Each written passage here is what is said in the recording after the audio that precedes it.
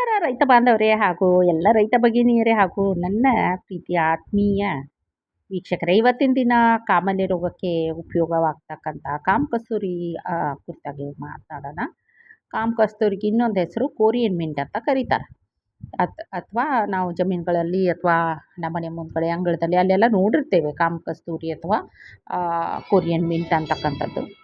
ಇದಕ್ಕೆ botanical name ಬಂದು ಅಗಸ್ತ್ಯ ರುಗೋಸಾ ಅಂತಕ್ಕಂಥ ಹೆಸರಿನಿಂದ ಇದನ್ನು ಕರೀತಾರೆ ಅಂತ ಹೇಳಿ.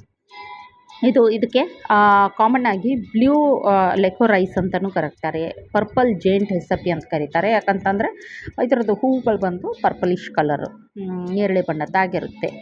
ಆಮೇಲೆ ಇಂಡಿಯನ್ ಮಿಂಟ್ ಅಂತೂ ಕರೀತಾರೆ. ಯಾಕೆ ಮಿಂಟ್ ಅಂದರೆ ಮಿಂಟ್ ಫ್ಯಾಮ್ಲಿ ಸೇರಿದ್ದು, ತುಂಬ ಚೆನ್ನಾಗಿರ್ತದೆ, ಸುಗಂಧಭರಿತವಾಗಿರುತ್ತೆ. ಮಿಂಟ್ ಥರ ತುಂಬ ಘಾಟಾಗಿ ಜೋರಾದ ಒಂದು ವಾಸನೆ ಇರ್ತದೆ, ಸುಮಧುರವಾದ ವಾಸನೆ ಅಂತ ಹೇಳ್ಬೋದು.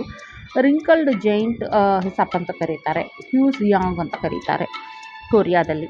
ಆಮೇಲೆ ಚೈನೀಸ್ ಪಚ್ಚೌಲಿ ಅಂತಲೂ ಕೂಡ ಕರೀತಾರೆ. ಇದನ್ನು ಕೋರಿಯನ್ಸ್ ಜಾಸ್ತಿ ಬಳಸಿರೋದ್ರಿಂದ ಕೋರಿಯನ್ ಮಿಂಟ್ ಅಂತ ಕರೀತಾರೆ. ಹೆಚ್ಚು ಕಡಿಮೆ ಎಲ್ಲ ನೋಡಿರ್ತಾರೆ, ಶೀತವಾದಾಗ ಈ ಒಂದು ಏನು ಇದನ್ನು ಬಳಸಿರ್ತಾರೆ, ಕೋರಿಯನ್ ಮಿಂಟ್ ಅಥವಾ ಕಾಮಕಸ್ತೂರಿಯನ್ನು ಬಳಸಿರ್ತಾರೆ. ತುಂಬ ಹೆಲ್ಪ್ಫುಲ್ ಅಂತ ಹೇಳ್ಬೋದು ಕೋರಿಯನ್ ಮಿಂಟು. ಆ ದೇಶದಲ್ಲಿ ಕೊರಿಯಾದಲ್ಲಿ ಇದನ್ನು ಹೆಚ್ಚಾಗಿ ಬಳಸಿದ್ದಾರೆ, ಮೆಡಿಸಿನಲ್ ಪರ್ಪಸ್ ಅಂತ ಹೇಳ್ಬೋದು. ಪರ್ಪಲಿಶ್ ಫ್ಲವರ್ ಇರ್ತವೆ, ಗಿಡ ಬಿಟ್ಬಿಟ್ಟು 2ರಿಂದ 4 ಇಂಚು ಟಾಲ್ ಎತ್ತರದ ಮೇಲೆ ಪರ್ಪಲಿಶ್ ಫ್ಲವರ್ಗಳು ಇರ್ತವೆ ಅಂಥೇಳಿ ತೋರಿಸ್ಬೇಕು ಅಂತ ಹೇಳಿದರೆ ತೋರಿಸ್ತೀನಿ. ಇದರಿಂದ ಟೀ ಮಾಡ್ಕೊಂಡು ಕುಡಿತಾರೆ, ಮೂಡು ಚೇಂಜ್ ಆಗುತ್ತೆ, ಮೂಡ್ ಅಪ್ಲಿಫ್ಟ್ ಆಗುತ್ತೆ. ಮತ್ತು ಯೂನಿಕ್ ಸೀಸನಿಂಗು, ಆಹಾರಗಳಿಗೆ ಸೀಸನಿಂಗ್ ಎಫೆಕ್ಟ್ ಕೊಡುತ್ತೆ. ಇಲ್ಲಿದೆ ನೋಡಿ, ಈ ಥರ ಪರ್ಪಲಿಶ್ ಕಲರು ಫ್ಲವರ್ಗಳು ಬರುತ್ತೆ. ಒಂದು 2ರಿಂದ 4 ಇಂಚು ಎತ್ತರದಲ್ಲಿ ಇರ್ತದೆ ಅಂಥೇಳಿ. ಎಲೆಗಳನ್ನು ನೋಡಿ ಈ ರೀತಿ ಕಾಣ್ತದೆ. ಹಾಗಾಗಿ ಇದಕ್ಕೆ ನಾವು ಏನಂತ ಕರಿಬೋದು ಅಂತ ಹೇಳಿದ್ರೆ ಕೋರಿಯನ್ ಮಿಂಟ್ ಅಂತ ಕರೀತಾರೆ, ಅಥವಾ ಕಾಮಕಸ್ತೂರಿ ಅಂತ ಹೇಳಿ ಹಳ್ಳಿಗಳಲ್ಲಿ ಕರೀತಾರೆ. ಮತ್ತು ಇದು ಮೂಡ್ ಚೇಂಜ್ ಮಾಡೋಕ್ಕೆ, ಅಪ್ಲಿಫ್ಟ್ ಅಂತ ಹೇಳಿದ್ರೆ ಚೆನ್ನಾಗಿ ಮಾಡೋಕ್ಕೆ ಹೆಲ್ಪ್ ಆಗುತ್ತೆ. ಸೀಸನಿಂಗ್ ಮಾಡ್ತಾರೆ ಅಡುಗೆಗಳಿಗೆ. ಯಾರಿಗೆಲ್ಲ ಮೋಷನ್ ಸಿಕ್ನೆಸ್ಸು ಅಂದರೆ ಎಲ್ಲೋ ಟ್ರಾವೆಲ್ ಮಾಡ್ತಿರ್ಬೇಕಾದ್ರೆ, ಬಸ್ಸು ವೆಹಿಕಲ್ಗಳಲ್ಲಿ ಟ್ರಾವೆಲ್ ಮಾಡ್ತಿರ್ಬೇಕಾದ್ರೆ ಸಿಕ್ಕಾಪಟ್ಟೆ ವಾಮಿಟಿಂಗ್ ಸೆನ್ಸೇಷನ್ ಆಗ್ತಿರುತ್ತೆ, ನೌಸಿಯಾ ಅಂತ ಹೇಳ್ತೀವಿ ಅದಕ್ಕೆ. ಅದು ಆಗದೇ ಇರೋ ರೀತಿಯಲ್ಲಿ ಇದರದ್ದು ಸ್ಮೆಲ್ ತೊಗೊಂಡು ಅಥವಾ ಜಜ್ಜಿ ಒಂದು ಸ್ಪೂನಷ್ಟು ರಸವನ್ನು ಸೇವಿಸ್ತು ಅಂತ ಹೇಳಿದ್ರೆ ಮತ್ತೆ ಇದು ನಾಸಿಯಾ ಫೀಲ್ ಆಗಲ್ಲ. ಎಲ್ಲೋ ಜರ್ನಿ ಮಾಡೋ ಬಿಫೋರ್ 1 ಚಮಚದಷ್ಟು ಇದನ್ನು ಕನ್ಸ್ಯೂಮ್ ಮಾಡಿಕೊಂಡು ಸಕ್ಕರೆ ಜೊತೆಗೂ ಉಪ್ಪು ಜೊತೆಗೆ ಹಾಕ್ಕೊಂಡು 1 ಸ್ಪೂನಷ್ಟು ರಸವನ್ನು ಕುಡಿದ್ಬಿಟ್ರು ಆಯಿತು. ಆಮೇಲೆ ಫೀವರು ಮತ್ತು ಕಂಜೆಷನ್ನು, ಕಣ್ಣು ರೋಗಗಳಿಗೂ ಕೂಡ ಇದು ಮದ್ದು. ಇದನ್ನು ಹೊಟ್ಟೆಯಿಂದ ತೆಕ್ಕೊಳ್ಳೋದ್ರಿಂದ ಕಣ್ಣಿನ ನೋವು ಕ್ಯೂರ್ ಆಗ್ತದೆ.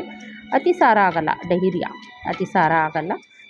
ಅದಲ್ಲದೆ ಇದು ಕಾಮಾಲೆಗೆ ರೋಗಕ್ಕೆ ತುಂಬ ಚೆನ್ನಾಗಾಗುತ್ತೆ. ಮತ್ತು ಅದಲ್ಲದೆ ಸುಮಾರು ಬೆನಿಫಿಟ್ಸ್ ಇದ್ದಾವೆ. ಅವೆಲ್ಲದರ ಬಗ್ಗೆ ತಿಳ್ಕೊಳ್ಬೇಕು ಅಂತ ಹೇಳಿದರೆ ಸುಮಾರಿದೆ. ಆದರೆ ಏನು ಅಂತ ಹೇಳಿದರೆ ಇದನ್ನು ನಾವು ಬೆನಿಫಿಟನ್ನು ತಗೊಳ್ಬೇಕು ಅಂಥೇಳಿ. ತುಂಬ ಕಾಮನ್ ಆಗಿ ಸಿಗ್ತಕ್ಕಂಥ ಕಳೆ ಅಂತ ಹೇಳ್ಬೋದು, ಅಥವಾ ಔಷಧಿ ಸಸ್ಯ ಕೂಡ ಹೌದು ಅಂತಕ್ಕಂಥದ್ದನ್ನು ಹೇಳ್ತಾ ಇವತ್ತಿನ ಟ್ಯಾಗ್ಲೈನ್ ಬಂದುಬಿಟ್ಟು, ಮುಂದಿನ ಔಷಧಿ ಸಸ್ಯ ಬಗ್ಗೆ ನಾಳೆ ಮಾತಾಡ್ತೇನೆ.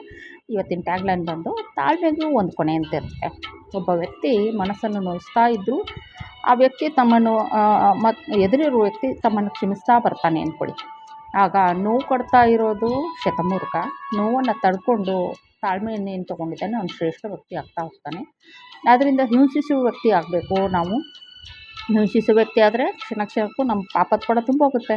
ಅಥವಾ ತಾಳ್ಮೆ ವ್ಯಕ್ತಿ ಆಗಬೇಕು ಅಂತಕ್ಕಂಥದ್ದನ್ನು ನಾವೇ ಡಿಸೈಡ್ ಮಾಡೋಣ. ಹಾಗಾಗಿ ನಮ್ಮ ವ್ಯಕ್ತಿತ್ವವನ್ನು ಬೆಳೆಸ್ಕೊಳ್ಳೋಣ ಅಂತ ಹೇಳ್ತಾ, ಎಲ್ಲ ಖುಷಿಯಾಗಿರಿ, ನಗ್ನಗ್ತಾ ಇರಿ ಅಂತ ಹೇಳಿ ತಿಳಿಸ್ತಾ, ಸರ್ವೇ ಜನ ಸುಖಿನೋ ಭವಂತು.